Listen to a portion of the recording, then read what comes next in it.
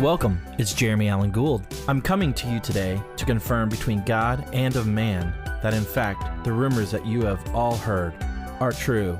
I started this podcast because I freaking love music. I was privileged enough to book amazing artists and bands in the past, and I was lucky enough to stay in touch with many of them to this day. This is a place to hear their stories. Thank you so much for riding along on this journey, and I hope you enjoy what you hear. With that said, the rumors are definitely true.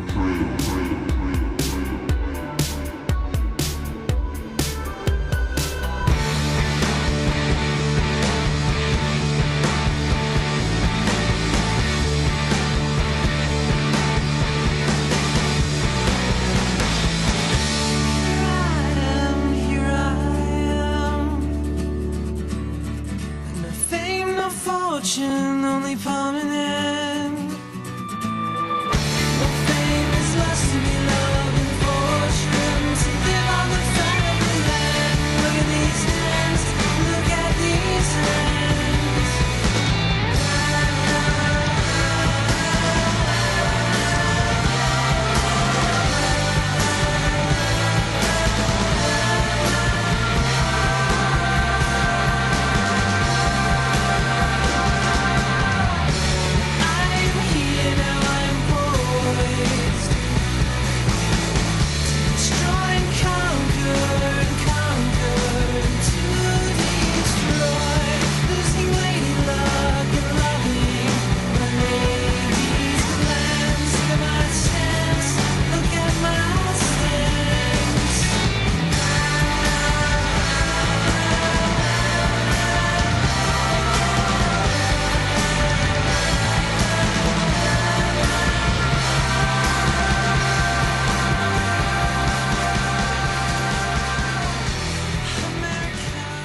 Hey, welcome to this latest episode of the Rumors Are True podcast. My name is Jeremy. Today I welcome Father Christopher Foley from the band Luxury. What an awesome conversation.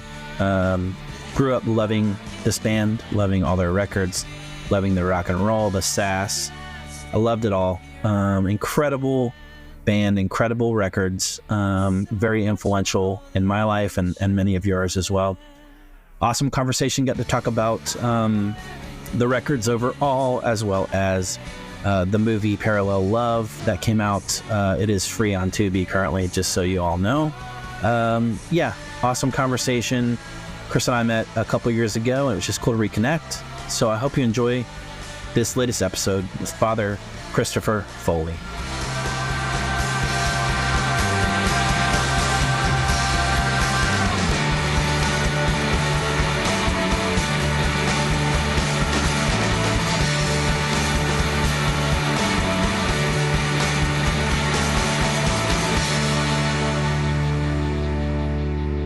Father Christopher Foley, thank you so much for coming on my podcast. Thanks. It's great to be here. Awesome, man. Awesome. What are you up to now? What's going on in your life right now?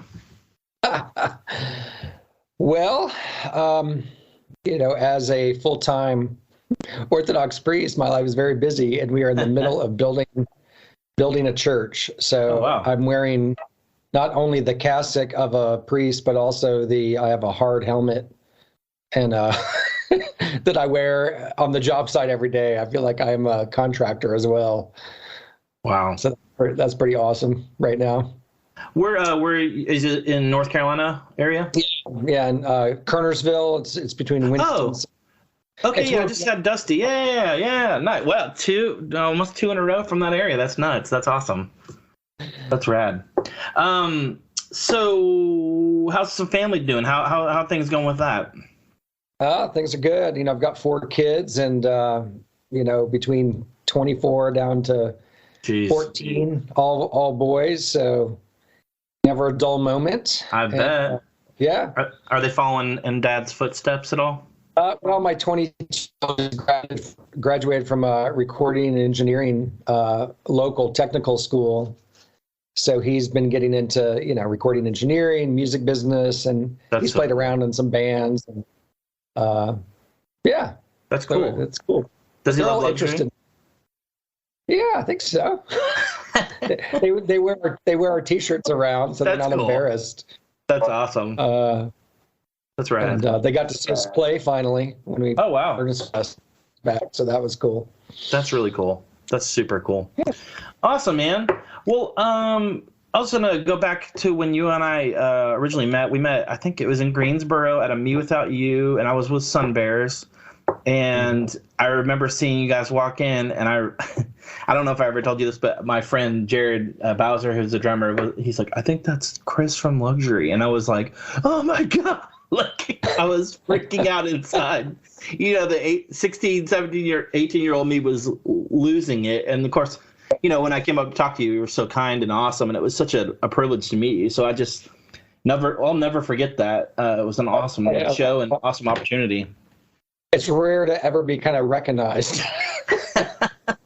You know, so it's just, that was nice. But yeah, that was a cool show. Yeah, man, it was awesome. Very cool. Sweet. So, Chris, growing up for you, man, let's talk about, and I know you've kind of discussed this in the past somewhat, but I just want to know kind of how music kind of came into your life, maybe some music, artists, bands, records that kind of influenced who you are today. Yeah, gosh. Well, you know, growing up as a child of the 80s, really, you know, I was always interested in music, you know, all the pop and new wave stuff in the 80s. And like, I love that stuff. I would record songs off the radio on a tape deck and make my own, you know, radio shows out of these songs. Awesome. And yes, I'd always loved music, but it wasn't really until I can remember very distinctly hearing the first Violent Femmes album when I was like in 8th grade. Wow. And I just was so taken by it. I'm like, what is this? This is so great, you know, and to sit down with it and learn all the words and everything. And then I can remember that same year, we were on a field trip where like we could drive to the event. We were going to hear Ronald Reagan speak. Wow. In downtown Atlanta. And so I was in a car with some friends, and they put on the Dead Kennedys' Fresh Fruit for Rotting Vegetables album. And I had never heard anything like it. And I wanted to hear more, like that kind of music. Yeah. So immediate. So I got into like Black Flag, and I kind of discovered this whole, you know, punk rock, hardcore underground scene. And in Atlanta, there was a pretty thriving scene. So really just dove in deep and then discovered, you know, bands like 7 Seconds, Minor Threat, you know, Rites of Spring, the whole DC scene. Yeah. You know, coming from a Christian background too, you know, it kind of felt dangerous, but then to discover that there was this scene that was, you know, kind of straight edge and really wanting to make a positive difference, you know, even though they, if anything, were probably anti-Christian, but right. It kind of resonated with me. And then, you know, certainly I was always looking for, are there any Christian bands playing this kind of music? And at the time, there really wasn't. I mean, there's Altar Boys, Undercover, you know, the Earth Crucified, The Warning, The Lead, Nobody Special. So, you know, I was kind of interested in always really in the integration of those two scenes. But then, gosh, getting into the DC kind of Discord bands, I mean, those were like the bands that shaped me to want to start playing bass. You know, Rites of Spring, I think it was his name, Mike Fellows, I think, from Rites of Spring. I just loved his bass playing. You know, Joe Lawley from Fugazi. But, you know, so I started bands, you know, in high school. Yeah. We played our first show after like playing bass for, I don't know, a month. That's so cool. That sounds about right, though. Yeah, but it was it was a local scene, and we just put on our own shows. So there was just a thriving kind of little underground scene in Atlanta in the late 80s. Yeah, so I was kind of interested in playing in, you know, those type of bands. When did you pick up a bass? What made you decide on the bass? Was that the one that you were most attracted to? Yeah, I mean, I think just listening to hardcore and a lot of the post-punk stuff coming out of, you know, England and all that, like, I just loved how bass heavy it was and how it just really carried. So both the aggressiveness of like some of the hardcore bands, but also bands, you know, kind of like The Cure, New Order. I mean, there was just something about, I don't know, the bass that just really attracted me. I was never really interested in being a front man, or guitar just seemed way too complicated. Yeah. No, it makes a lot of sense. Yeah. So, I mean, I'm just one of those like rare bass players that just really wanted to learn the bass and just stuck, you know? Was there a particular concert that you saw maybe at that time that it just kind of, you know, you were like, man, I want to do that? Yeah, I would say kind of my first punk show, which was 7 Seconds and Verbal Assault. Wow. 1986. It was on the 7 Seconds New Wind tour. So that was my first exposure to just something like that. Like, oh my gosh, like this is just so great. Everybody's here, everybody's loving it and so into it. People are on the stage with the bands, and I mean, that's so cool. It was it was just something like I had never been exposed to before, and I think that was, you know, just a show that, I don't know, just got me interested in, like, I want to delve into the scene. I want to play in a band, and you know, and the scene was so much about starting your own record labels and putting on your own shows, and so that, I mean, that was a pretty important show, I think, for me. That's cool. I know you mentioned, you know, Undercover and Altar Boys. Did you get to see any of those bands at that time when they were out that way? Yeah, anytime they'd come around. I remember seeing the Altar Boys on the Gut Level Music Tour. Nice. And, you know, and it was cool. I mean, it was great, but I remember thinking, wow, this isn't quite the same as like, these underground shows I'm going to. And then the band I was in high school, we played with The Lead. Oh, nice. And they came up. And so that was kind of like the first Christian band that was like, okay, these guys they're from the scene. Yeah. You know? They're a little gnarly. Yeah. And so that was cool. That's right. Them. Sweet, man. Well, obviously, so you're influenced by a lot of these bands, and then you meet the guys that would become Luxury in Toccoa. Let's talk about kind of a little bit how that band kind of materialized, came together, and how you guys kind of got on the same page musically. I know, I'm sure it was not right away, but, you know, let's talk about that for a little bit. Well, you know, we met at a small Christian liberal arts Bible college, basically in Northeast Georgia, and you know, it was kind of like an extension of youth group culture. Yeah.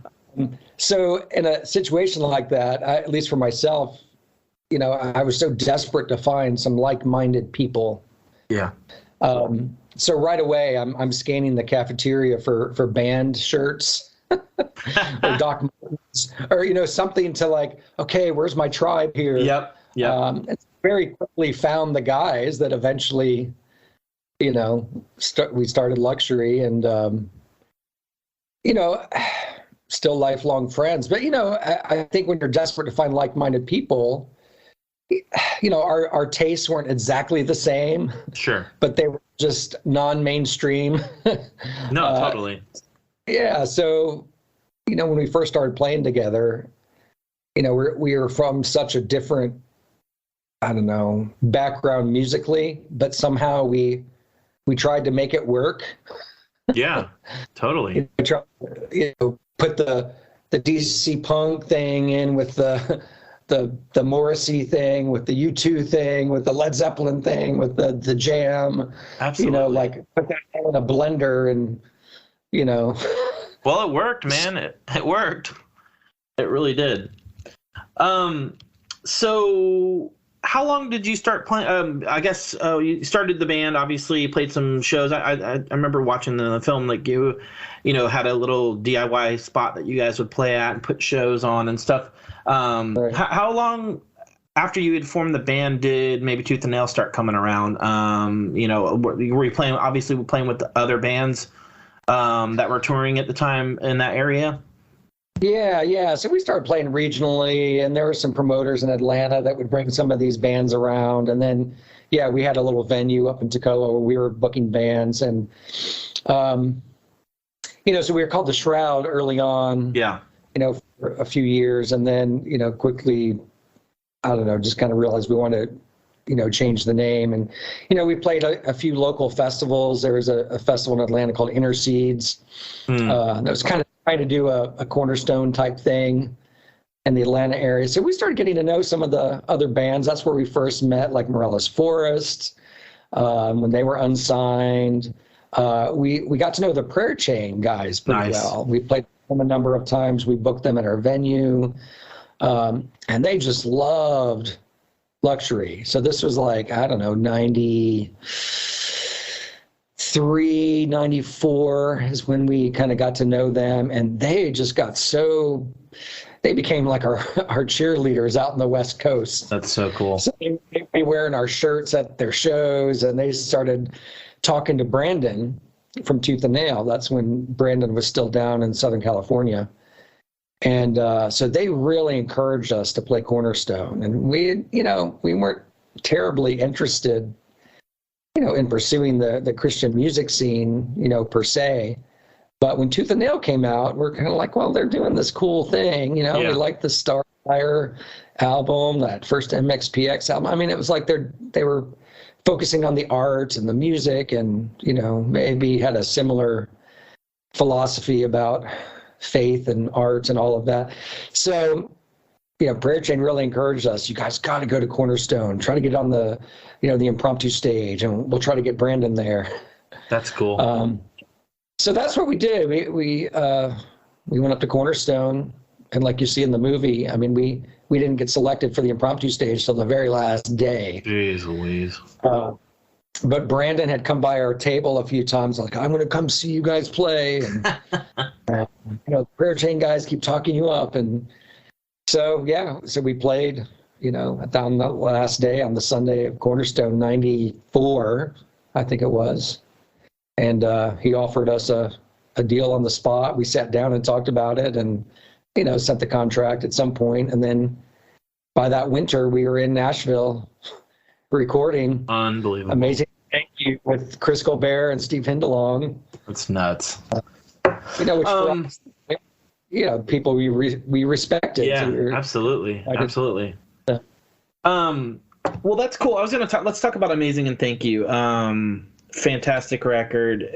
I love Hindalong and Colbert. I love the work they did on it. I know, you guys talk about it in the film as well, but it's such a raw record, and I love how it sounds, how it looks. It's just sassy, but it's rock and roll and all that. So let's talk about that record and that time, kind of how that process went for you, and your thoughts on it maybe, and kind of looking back how you feel about it. Yeah. I mean, we're proud of that record. Like everybody says, you have your, career up until that point to write your first album, so these songs, like, we really knew, and we were really excited to record them. Steve Hindalong took a very active role in, helping us, think about the song. So like the first day was really kind of sitting there. He wanted us to go through each song. He listened to them. He was making notes. He was like closing his eyes and like getting really into it. And then he would really get to know the songs, and he would make suggestions on things like, maybe instead of playing that 4 times, why don't you play that bridge 3 times and go back into that beginning part? And, so really took an active, I guess, kind of, producer role. And, we had never kind of let our songs be crafted by anybody else before. And so that was really helpful. I think it just got us thinking more about song structure, and then to record with him. This was our first time really being in a real studio. We had done some, 8-track, onto cassette tape type recordings, but, this was a full 2-inch tape machine. And I think Lee, especially, I think that's where he really, developed as a vocalist and as a singer. And that's back when they would take like 8 takes.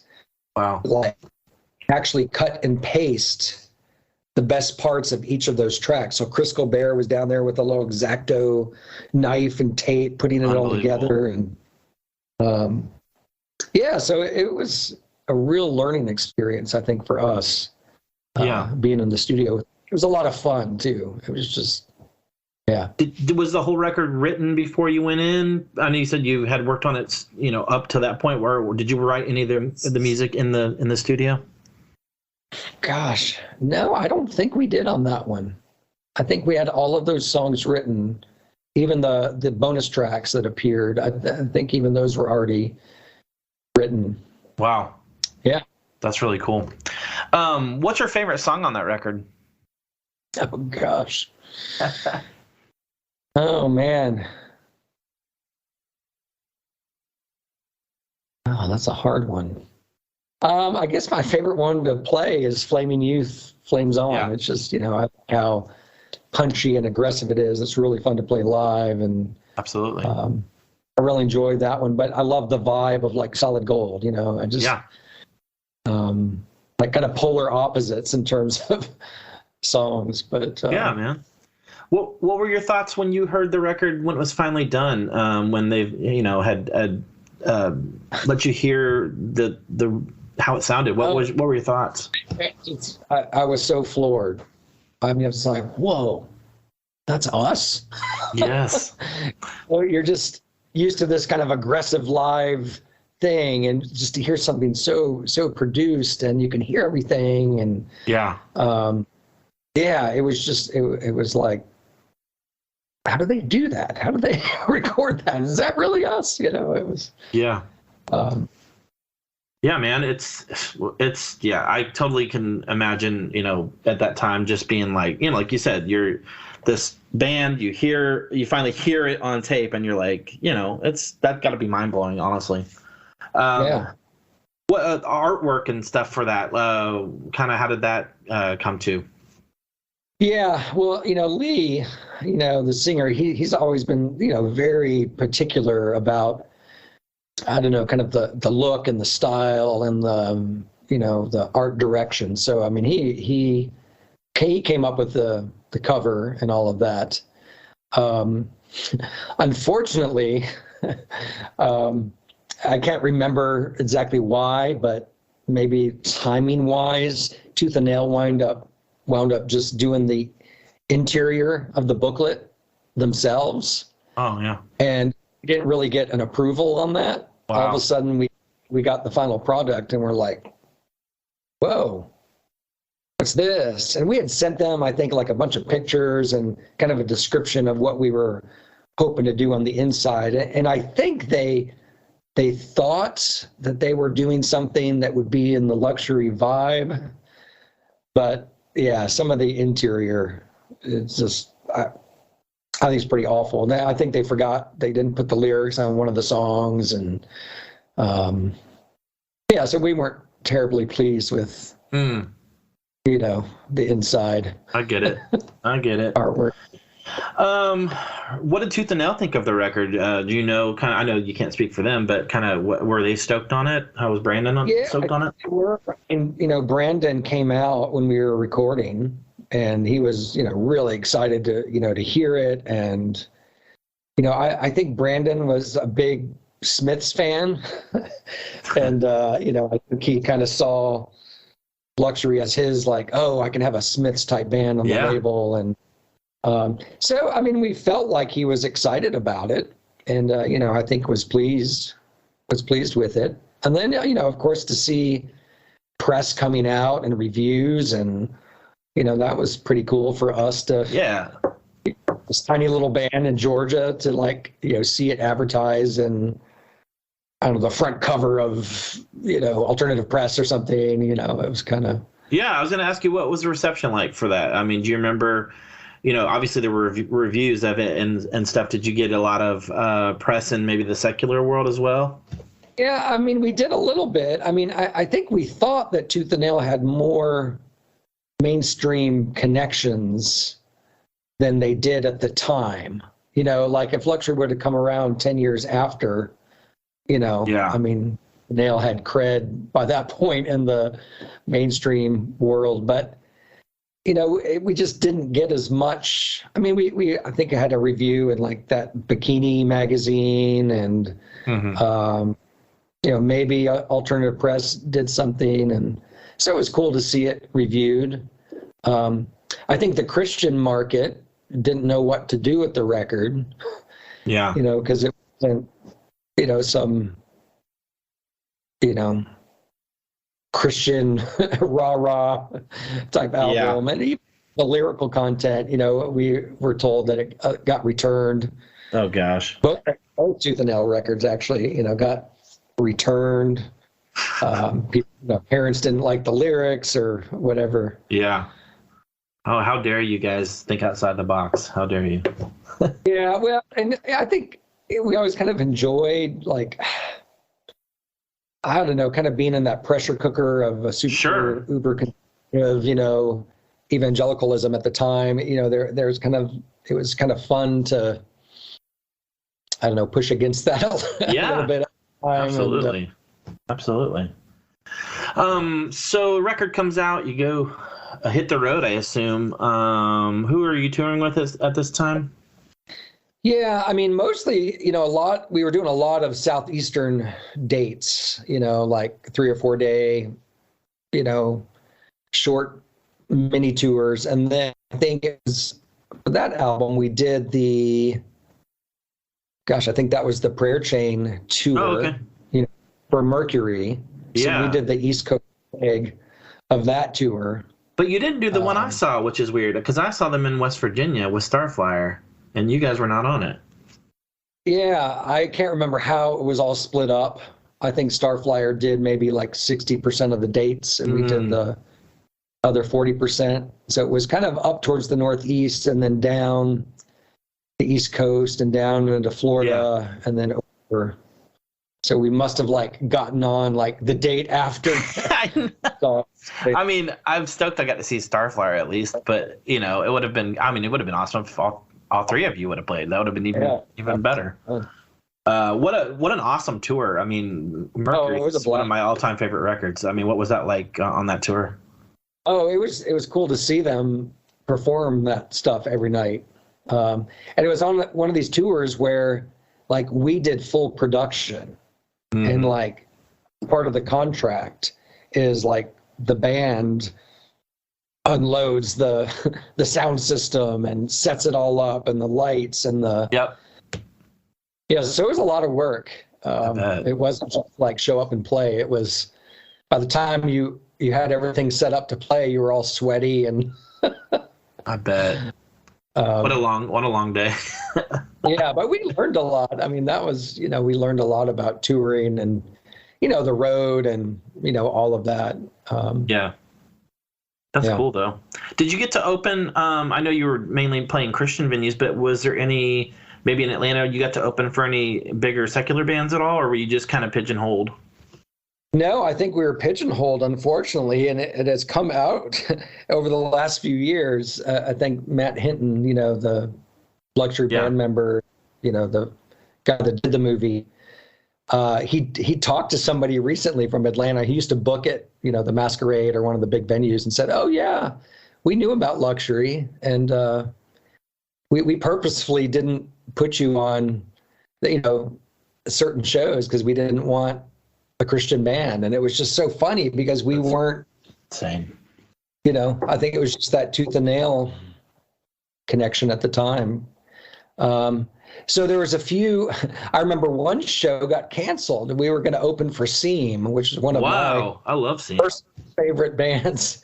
And then at the last minute, I think their bass player quit, and they had to cancel the tour. And so we were kind of disappointed about that. So really, the only bigger bands, I mean, we played with a lot of local bands, all over the place, but probably the only bigger bands we opened for were more from the Christian music scene. Yeah. 77s, Prayer Chain, Scattered Few. Yeah. We got to play with a lot of those bands, but. No, I get it. So the tour goes on. You obviously go to Cornerstone. You play a set there, and then your lives are changed. Let's briefly talk about, I know it's talked about in the film, but let's just talk about your perspective maybe on the events that took place after Cornerstone when you guys had a serious wreck, and kind of let's talk about that for a little bit. Yeah, it was, the day after we had played, like a huge show. Everybody was into it. And so we were like really pumped, and things were really starting to kind of open up for us. And then, yeah, on the way back, our manager at the time, he was driving, he lost control of the van, which had all the equipment in the back. And, just once you kind of lose control of a big van like that, it starts to swerve, and it swerved into the median between, both north and southbound lanes of the highway, and it wound up flipping 3 times. People were thrown out. I was in the car following the van, so I was not in the van because we were traveling with our dear friends, Piltdown Man. Yeah. And so it was just almost like everything went in slow motion. You're watching this happen. You're seeing your friends fly out of the van. You're just like, is this really happening? What's going on? And of course, we pulled over, we ran, and people stopped on both sides of the highway. People were helping. The van came to rest at side, and Lee was kind of halfway out of the van and halfway in. So the van was on his kind of pelvis region. So like we had to get a bunch of people to pull the van off of him and pull him out. So it was just a crazy time. I mean, it's almost the 28th anniversary of the wreck. Unbelievable. I think July 12th or July 2nd. So between everyone, I mean, pretty serious injuries. There were 3 broken necks between the bands. Lee himself was in ICU for a number of days, and it was really hit or miss. Like we just didn't know how serious it was. So it just, I don't know. It's kind of sobered us up very. Absolutely. Do you in that time of recovery, was ending the band an option? Was that talked about? Was that something that you guys were like, hey, I don't know if this is worth it? I don't know if we ever talked about ending it. I think the focus was so much on recovery that it was just like, let's focus on that right now and not even kind of talk about it. But, we love playing music, and sure. We were dear friends. And so, I mean, I think as, everybody started recovering, and as Lee started feeling better, I mean, we started playing again. I mean, we kind of kept writing, and, I think slowly, we never made the decision like, okay, are we going to keep doing this? Are we not? It was just, I think, this slow process of, let's at least keep writing. Yeah. I mean, I don't know what this means for the future. But certainly it wasn't about, like, before the wreck, it was like, man, let's get bigger and bigger. Let's play more. Yeah. Let's, we want to get out there. I think now our perspective was very different. We were just really focused on, like, what's important in life. And, like, we wanted to keep writing and recording, that's for sure. Sure. And we had written just all these new songs that we just were so great. And some of them were, I think him processing this near-death experience. Yeah, and absolutely. So I think the writing got a little more serious, still a little sassy as well, but sure. Maybe less sassy than the first album. What was it like when you played your first show back as a band after the recovery? What was it, a cathartic experience? How did that feel for you guys? Yeah, I'm trying to remember what the first show was actually. I mean, I remember just thinking, wow, this is just amazing that we're all still alive and that we're playing these songs. And I think just kind of getting excited about, getting these songs written and recorded. And we had a 2-album with a 3rd option deal, I think, with Tooth and Nail. So Tooth and Nail, I think, was pretty eager to see us get back in the studio. Sure. Well, I was going to talk about, latest and greatest. Obviously, the wreck influenced that record immensely. You can hear it, and like you said, in the lyrics and the tone, you said it's still sassy, but it is definitely a different direction, but in a beautiful way. It's probably my favorite record you guys have put out. I love them all, but this one's always just been the one for me that I just have connected to the most. And I think part of it is because of that wreck situation and hearing those stories and stuff. It's a beautiful record. So let's talk about that. Maybe some thoughts on the recording and memories from that time. Obviously, you're still recovering and getting in the studio. Yeah, I mean, we're excited to get back in the studio. We recorded with Dave Barbie, who was a pretty well-known producer in Athens. He had been in that band Sugar, with Bob Mould. Yeah. He was in a pretty successful local band called Mercyland, and a lot of the cool bands in the Atlanta and Athens scene. Like, you recorded Dave Barbie. He was kind of a guy, and he still has a studio there. So we were excited to record with him, and that was at least for me, I think, since we didn't have all of the songs written, we were writing some in the studio. And so I just can remember, the song Pearls. I was just in the studio strumming on a classical guitar.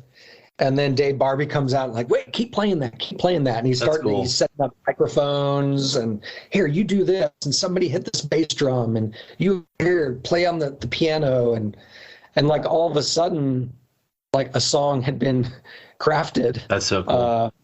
So that was pretty neat to kind of see something just organically, because the studio sometimes can feel so sterile. Mm-hmm. We were such a live band, and so that was the hard part, even with the first record too, of just how do we, get the live experience in the studio and the sound and all of that. So, I think we were pretty pleased, with how it turned out. I know the guitar players weren't thrilled about how the guitars came out on that album. But certainly me and Glenn loved, the bass and drums on that album. That's what Dave Barbie did very well. Yeah. But we were excited for it to come out because, I think it was our catharsis of the wreck out. But unfortunately, I don't think it got the tooth and nail. I think wanted us to be more active than we were willing to be. I mean, all of us were married at the point, the wives, some of their husbands had almost died. I mean, it was kind of like the thought of just going out and touring nonstop, just longer in the cards for us. No, I get it. So I think we had a little bit of tension. I think with Tooth and Nail, they wanted us to be more active. And then if we were more active, then they would push the album more. And we're like, well, you push the album more, maybe that would help us to be able to be more active. No, I get it. What's your favorite song on that record? Oh, man. Probably Red Mascara.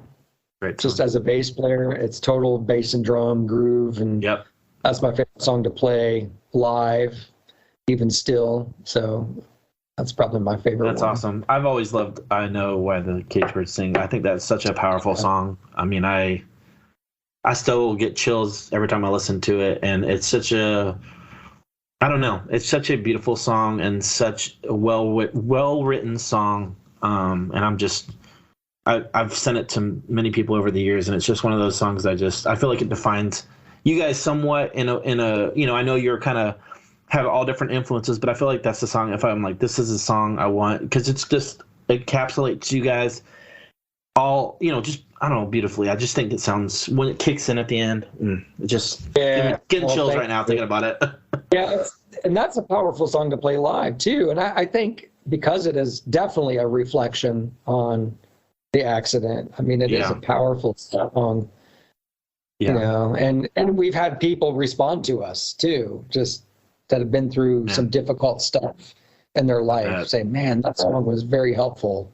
Yeah. And that's where you're just like, whoa, that's amazing. Here we are, this little band in Georgia, and people from, I don't know, Washington State are writing us, telling us about how much this song means to them when they were struggling. Or that's so cool. Know.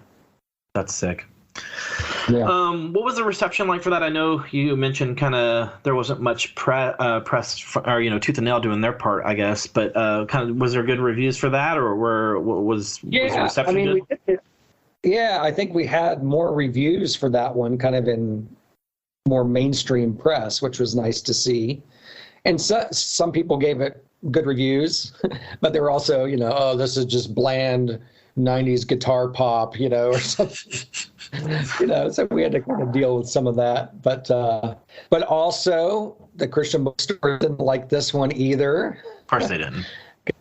Yeah, because there was, a few songs on there that were, I think, kind of taking the church to task a little bit. Yeah. I think, so there were some returns, on that as well. But then we did the Morelos Forest tour on that album. Nice. And we were supposed to have the product before we went on tour, and there were delays. Oh, gosh. So we wound up making our kind of bootleg tape with a few songs from it, and put some outtakes on it and sold it on that tour. And wow. But that was a fun tour. I bet it was. We became really good friends. I feel like I might have seen you guys on that. I don't know if I did or not. I know I went to a festival in Atlanta called Edge Fest. I don't know if you remember that. I know Morelos. I think a few times, but I can't remember if Morelos was there. Maybe not. I know I've seen you guys a handful of times. I just can't. It's starting to blur together, unfortunately. Right. So obviously you guys are not digging what's going on with Tooth and Nail. Tooth and Nail is feeling a certain way as well. So you kind of somehow you just basically asked to be released, essentially. Well, I think it was just a mutual, I don't think they were interested in the third option, and we certainly weren't either. So, I mean, it wasn't like we fulfilled the contract and. Yeah. So, I mean, I wouldn't say it was totally amiable. I mean, we did kind of feel like more could have been done to support us, but at the same time, we didn't want to do anything else with them. Sure. And some of us were starting to have kids at that point. We were having to think of, kind of careers, and we were so in practical mode at that point. So we were just doing maybe weekend shows here and there. Yeah. But kept writing. So that's when Bulletproof approached us. Yeah, let's talk about that. Kind of talk how they approached you, and let's talk about the self-titled record after that. Yeah, so we knew, Marty and David really well in Atlanta, because they ran the venue down there that we played at all the time. They ran Intercedes Festival, and so they had this new imprint, Bulletproof, that was kind of trying to do a similar thing maybe that Tooth and Nail was doing. Mm-hmm. So they approached us and they said, man, we'd love to do a record for you guys. We'll pay for you guys to go in the studio and put it out. We're like, okay, all right. Because we kind of felt like there wasn't any expectation other than, they were willing to put the album out, and were we willing to go in the studio. So that's when we with Matt Goldman first. Oh, I love Matt. Matt's great. And Matt, this was I think the second thing Matt had ever worked on. Wow. He had recorded the Annie record. Yeah. Bulletproof, which is awesome. Yeah, it's a great record. And we're just like, man, Matt's got a gift. And we'd known Matt for a long time. He was a good friend of ours. He played in Piltdown Man, and he was, there at the accident and all that. So he was the first person we talked to. So we recorded with him. And man, it's just, to this day, I mean, I love kind of the other records, but, I think for us, that was the first time we had recorded digitally, and he was using Pro Tools, and we're kind of like, oh, I don't know about this, we're going to lose on the low end, but man, you hear that final product. It's so good. It's like, man, this sounds so good. I mean, so I'm really proud of that record, and there's a number of fans that like that one, and that was like the first one they heard. There's kind of like the tooth and nail early fans, and then since Bulletproof had different distribution, I think it got into more places, even though the distribution company I think went under like a month or two after it came out. But there just seemed like more people heard that album, and talk about that was kind of their gateway into luxury. And so that was fun. But I mean, we were all, again, kind of in this different place where, again, we were having kids, we were trying to support our families, and we were certainly excited about the album, but we didn't really, I think from that point, we didn't really feel like we wanted to kind of go out and do the band thing. Yeah. No, I get it. I mean, maybe, I don't know, 4 or 5 shows a year at that point or something. It just, things were kind of starting to slow down. We never really said like the band is over, but we just, I don't know, it just wasn't quite as active. It just wasn't as important for us to be kind of hitting the pavement. Yeah, no, I get it. Did you like, when you heard the self-titled record, obviously you were stoked on what Matt did. Like, did you like it better than the previous records? Were you just ecstatic over kind of like the vision and the direction you guys are going? Yeah. I mean, I remember thinking, wow, I feel like this record is kind of on a whole nother level. I agree. Gone are kind of like the edgy, kind of like, I don't know, punk raw stuff of the early albums, and it's like, wow, it feels more mature.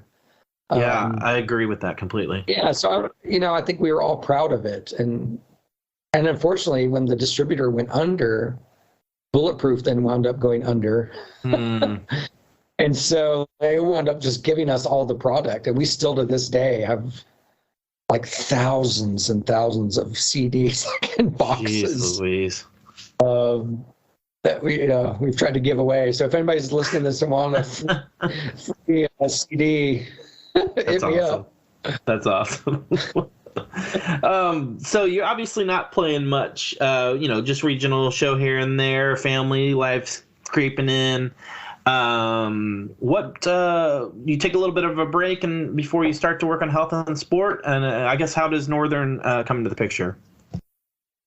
Yeah, well, and we don't have to go too far afield here, but parallel to all of this was kind of our journey, or at least Lee and I at first, I'm just kind of leaving evangelicalism and becoming Orthodox Christians, and so that was kind of going on during this whole time. And I would say kind of the rep played a little bit of role, at least for at the time, the two of us, to kind of fully make that journey over there. So after self-titled, I was just getting very focused on again, supporting my family and kind of my love for kind of this more newly found ancient, Christian church, and always had an interest in, serving the church, going into some kind of, I don't know, work where I'm, working in the church or for the church. And so that's when I decided to go to seminary. Mm-hmm. So in 2002 is when I moved to New York to go to seminary. So for those 3 years, I mean, just my life was so focused on my studies and, just all of that. And sure. So halfway through seminary is when I get a call from Lee. Hey, I've been talking to Northern and they want to know if we want to do another record. What do you think? And I'm just like, oh, I don't know. It's like my brain is so not in band life. World. Yeah. Yeah, but I said, yeah, I'd love to. I'd love to come back. And so I went down and they had already been working on some of the songs. I think Lee had demoed some stuff and sent it around. Because by this point, Lee was living in Kansas City. Yeah. Glenn was living in Nashville. Matt Hinton had come on around the time of Self-Titled to be, another guitarist. Jamie was still in Toccoa. So we were like spread out. But we came back to Toccoa and Jamie recorded that one. Wow. So, self-produced, and that was a lot of fun. It was a break for me from studies to go down and just hang out with my friends and record this album. And Northern, we knew them through the Prayer Chain connection. Yeah. They're all friends with Jeff from Northern, and I think Eric from Prayer Chain was even kind of working for them during that time. And then like a lot of the bands on Northern at the time were, people that we knew kind of from the scene back in the day. And so it made total sense. And so they were excited about it. And yeah, so that came out. And that was totally different because we were definitely writing in the studio for that one. Because we weren't, in a sense, we weren't a band in the sense we weren't practicing every week and writing together. We were spread out all over the place. And that was the first time that, even Matt had taken on kind of a more active role in the band as well, not just being kind of another guitarist for the live shows. And so, it was really collaborative, the stuff we were writing together in the studio. So there were some great moments in recording that where just, some songs just really came together. We're like, whoa, where'd that come from? And we tried to, I think, be a little more experimental. I think especially, Jamie kind of taking it and running with it and introducing some keyboards and drum machines and, double-tracked things. And it just, So I'm really proud of that one. I bet. And, actually, my 22-year-old son, who's the recording engineer guy, that's his favorite Luxury album. Wow, that's cool. Yeah. What's your favorite song on that one? I forgot to ask you on your Self-Titled as well. What are your two songs on those? Well, Self-Titled, I really like Conquer and Destroy. Great Conquer song. and Destroy. That's just a fun song. And Health and Sport. I love the needs of the many, the needs of the few. I think I made my own in that one. It's probably because, again, it's bass and drum, groove heavy. Yeah. And that's a song that was kind of like in the studio. It just happened. We had these like little things that came together, and then, That's really cool, man. That's awesome. You got to be able to get together, bro down, hang out, and write a cool record. That's, not many bands can do that. Yeah, who gets to do that? I know. Not too many. Well, they're studying at seminary. I know. So. That's cool. That's awesome. So that record comes out. You're obviously still just kind of playing shows when you can. Obviously, you're going to school and seminary, and Lee as well. Do you guys get to play much at all, or is it just you're basically a studio band at that point? I think the last show we played until very recently was before I left for seminary. So It would have been, I think, maybe Cornerstone 2001, because we played Cornerstone in 2000 and 2001. I think that was probably the last show we played before I left for seminary. Crazy. And, Jamie was active in his, new project, They Sang As They Slew. Yeah. Canary, because I played in the early days of Canary as well. But so They Sang As They Slew did a little tour, and they came up to New York when I was at seminary. Oh, cool. And I helped them get a show booked at Sarah Lawrence College, which was like 10 minutes from seminary. So I went to the show, and then we wound up playing, I think, 2 Luxury songs. That's cool. Or something. That's cool. In the middle of the They Sang As They Slew set, which was kind of fun. That's rad. Yeah. Very cool. Sweet. So family life is in full force. Everyone's kind of doing their own thing.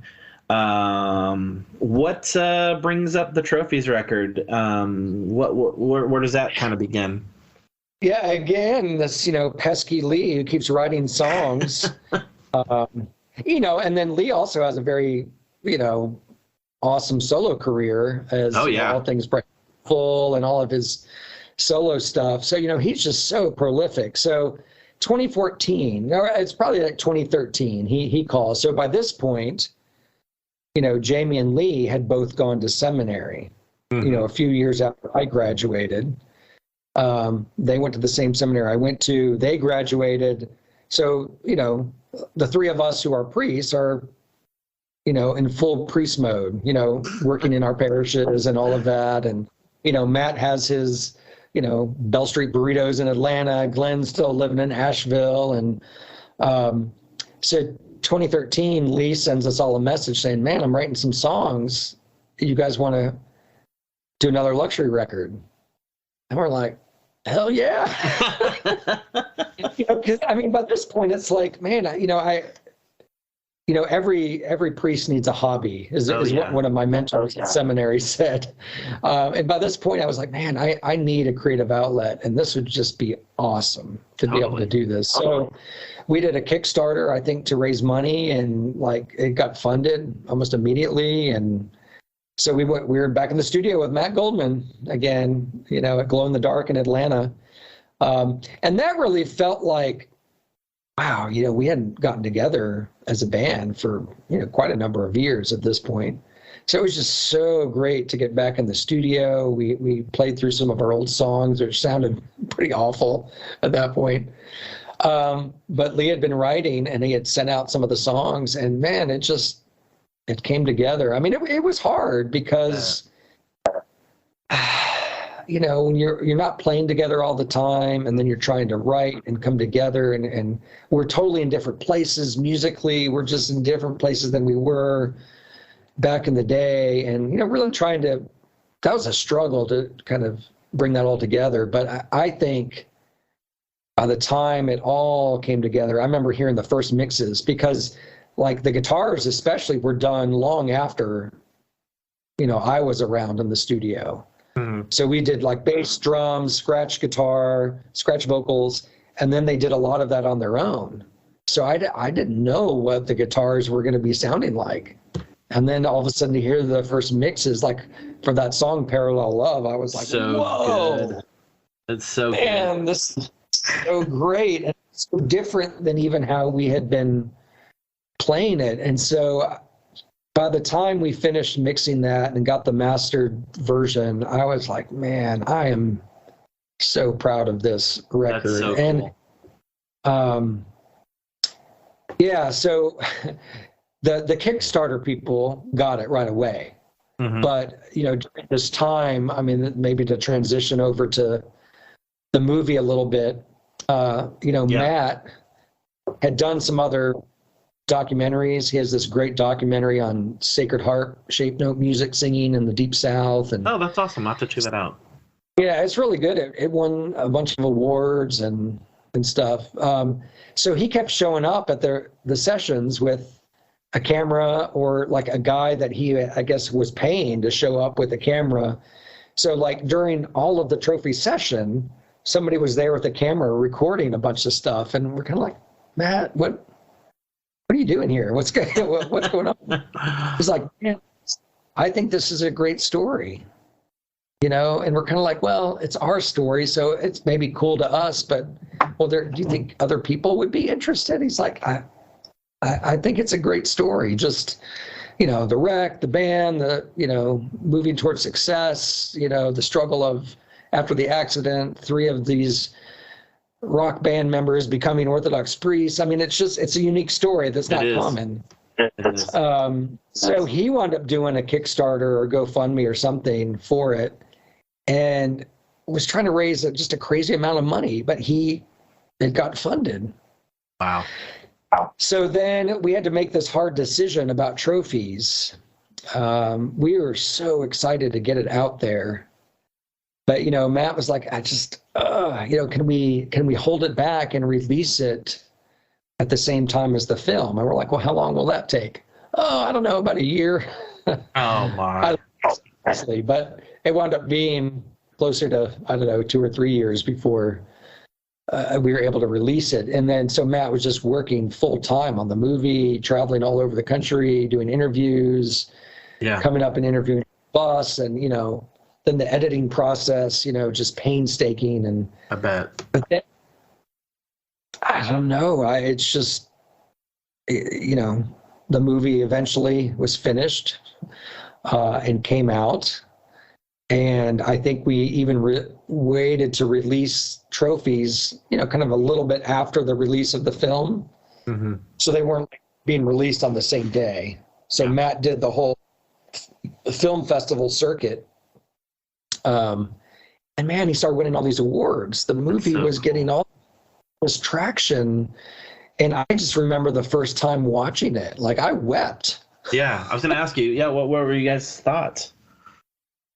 I mean, because how many people get to watch a movie of your own experience? Mm-hmm.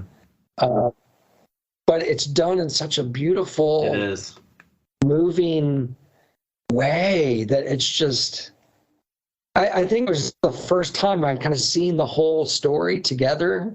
Yeah. The whole narrative of kind of like our lives. And it's made me so thankful for our enduring friendships, of the gift of life, the gift of music, just our faith journey, being able to just, we're still, I don't know, faithful Christians that believe, and it's somehow all tied up into these relationships that we have. And the fact that the movie was taking off and, we were getting on all these, I don't know, podcasts and interviews. We were on Weekend Edition on NPR talking about faith. That's cool. And in the band. And it just was so weird because, it's not like we ever walked away from the band and said the band is over, but there was this sense that kind of, it was in the background for a number of years. And there's kind of this sense, at least for me, that God was giving the band back in a totally different package. Totally. In a way that was kind of in a dispassionate state. Mm-hmm. So we would have killed for all of this press back in the day. But now that it's not that we don't care about it, but it's like whether the band is successful or not, like it's not my identity Totally anymore. But it's just so great that we get to still do it and people are interested. And, the movie has just taken on this kind of life of its own. So the last 4 or 5 years have just been this whirlwind of, It's an amazing movie. Amazing movie. I love it. I've seen it probably 3 or 4 times, and I cry every time I watch it too. Like, it's so moving. It's moving. Well, and people will see it that know nothing about the band, that know nothing about like the Orthodox faith, that don't know anything about even the Christian music industry and that struggle and tension. And people just say it's a powerful film, and it really moves them. Absolutely. So then, I guess the part that was weird is then, there was all this interest. And so, with the whole Furnace Fest stuff in 2021, to kind of get that call from, I think it was Ryan Luther is the one that was kind of our champion. Love Ryan. Good friend. As well as Dusty and Joe from Beloved. I'm forever indebted to them because they pushed Chad hard, I think, on, That's so cool. Them considering it. So them asking us to play. I mean, we hadn't played a show, like I said, since 2001. Yeah. How do we do that now? Yeah. As priests, like, what is it, Was that hard to do? Was that hard to get together? Was it, did you get any practices in? Like, how did that work? Did. I mean, we got together because, this whole time we were actually starting to write for album number 6. So we were getting together, working on these songs around the time that, Furnace Fest asked if we were willing to play. And so then it's like we kind of pivoted at that point. Like, oh, okay, I guess we should, if we're going to say yes to this, we need to start rehearsing these songs. So when we'd get together, it'd be like half the time we'd be working on new material. And the other half, it's like, okay, I guess we have to decide on what our set is going to be. And then we went ahead and set up a show in Atlanta kind of the night before. at the same venue that we had our album release show for Self-Titled, like, 21 years earlier. That was. And Unwed, we played with Unwed Sailor at that show. Oh, nice. So Jonathan. really, Love Jonathan. with Jonathan. Yeah. Yeah, so that was a cool experience. Our kids who had never gotten to see us play, to be at Furnace Fest with our families and our wives and our kids. That's so cool. All hanging out. And Brandon was there. It was weird to see Brandon again after all these years. That's awesome. What was the reception like from the people at Furnace Fest and at the Atlanta show? I mean, great. The Atlanta show was packed, and it was like a family reunion. It was like all these people that we hadn't seen in years and years, and that was just so awesome. A lot of fun. Furnace Fest, we were a little nervous because, we're not like a screamo metalcore band. We were on the dad rock stage, I think. And and Furnace Fest isn't all just loud music. I mean, that's the majority of it. But I was surprised by some of the fans that we had. These people that I would expect not to be into what we were doing. But we had a good crowd, and we had our vinyl, I think, for sale. We'd finally re-released Self-Titled on vinyl, and Health and Sport on vinyl. So that was kind of exciting to have those there to sell, and our new T-shirts and all that. But it was great. That's awesome. It's great to see a bunch of longtime fans that had never seen us before. That's rad. Yeah. That's really cool, dude. So, reissues. Burnt Toast Vinyl is obviously putting out the first 2 records. Let's talk about that. So beforehand. Yeah, I mean, can't imagine. They look unbelievable, like unbelievable. Yeah. What was the process for that, and kind of what are your thoughts on that? Yeah, Scott from Burnt Toast, has always been, a fan of Luxury, and we've worked with him before. There were some outtakes from trophies that he pressed on one of his what's he called, One Side EPs that he put together, and he had done some stuff with Lee's solo record, Majesty of the Flesh. So, and then I met Scott in person finally at Furnace Fest, and we just really hit it off. So I think when I mentioned it to him in passing, like, we're thinking of wanting to kind of do some reissues for the first 2 Tooth and Nail albums. Would you be interested at all in working with us? And he was just like, oh, yes, that would be awesome. And, anything I can do to help. And and the thing is, that early Tooth and Nail stuff, since it's owned by Universal or Capitol, like it's really hard to get permission, and, it's pretty expensive to get the licensing to do it. He was willing to kind of pony up to help make it happen. John Thompson, who used to work for them, also I think helps for that. So he's the one that, like, Scott from Burnt Toast, like, I think we should do it, and I think it would be so awesome if they were gatefold double albums with unreleased stuff. And so I think it was with his prodding that and willingness to make it happen that made it happen. That's so cool.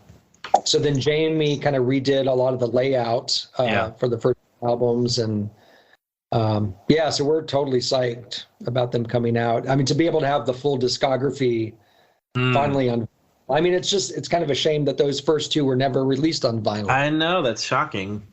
It's crazy.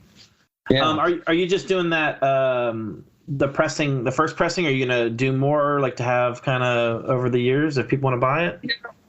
I mean, I think we'll do the first pressing and see how they sell. Sure. I think the first pressing is 500 each, and see how they sell.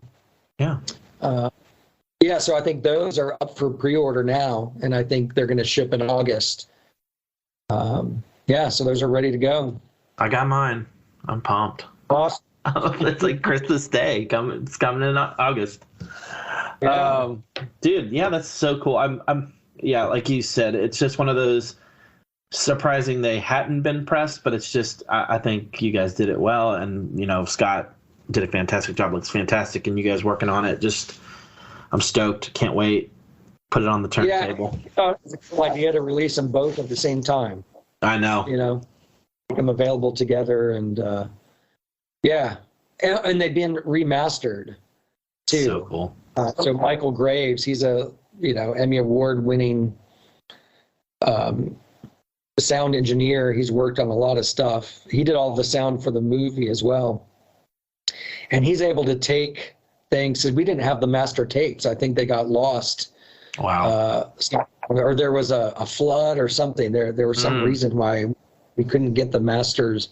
So he's working from a digital master, but he has a way of working magic, and especially latest and the greatest. I think people that were not satisfied with the sound of latest and the greatest, it's so much more punchy, and the guitars are so much more present than they were.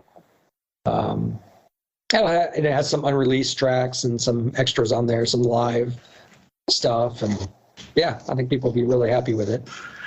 It's exciting, man. It's really, really cool. Yeah. That's awesome. Well, let's pull out the old magic 8-ball and tell me what your future looks like. I know you've obviously got your career and your family, but and you're obviously mentioned a sixth luxury record. What does the future look like for you? Yeah, well, we're working on it. We've been working on these songs probably for about 6 years. I mean, it's just crazy. And we have done pre-production with Matt Goldman on these songs. We probably have 3 or 4 different versions of these songs we've been working on, and we just have not been pleased with these directions. So we've kind of burned them all down and rebuilt them. And we're trying to kind of do things a little bit different this time around. And I'm not sure how it's going to sound. I mean, we've done all the bass and drums. I think some of the vocals have been done. And right now the guitars are being done. So Matt is traveling around, to Jamie, to Matt, the other Matt Hinton, and is kind of still crafting. I think I still have a bass track to do, but I mean, our hope is to at least get one single released in the next few months, and then get a pre-order started. That's great. So I guess at this point, it would probably be early, maybe next year before that would be released. But, I think if I recall, there's maybe 9 songs. Nice. So, and I think it's going to be a little bit of a direction change. We're trying to focus less on guitars and more on sounds, and there's probably more keyboard, and so honestly I don't even kind of know what the songs sound like yet in their final form. Yeah, but we're excited. That's cool. To put it out. Are you? I know you mentioned a Kickstarter. Are you guys gonna? Is there any labels interest, or are you just gonna do it yourself? Or I think we're just gonna do it ourselves, and do a pre-order, and then put it out ourselves. That's cool. Yeah. That's exciting, man. I'm really, really pumped to hear it, man. And man, thank you so much for coming on my podcast. This has been such an awesome conversation. And, I probably say this a lot, but 18-year-old me would have been freaking out to talk to you. And I know we've talked over the years, but man, this has been such a pleasure. And I'm really stoked that you gave me your time and got to hear all these cool stories. So. Oh, it's awesome.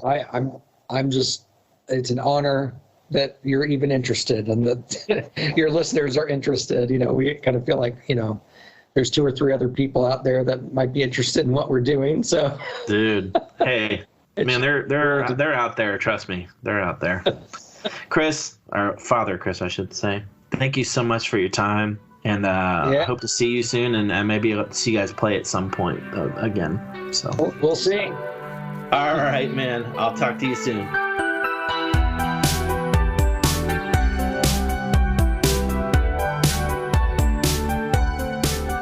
Hey, thank you for tuning in to this latest episode. I really appreciate you, listener, for tuning in. And thank you so much again.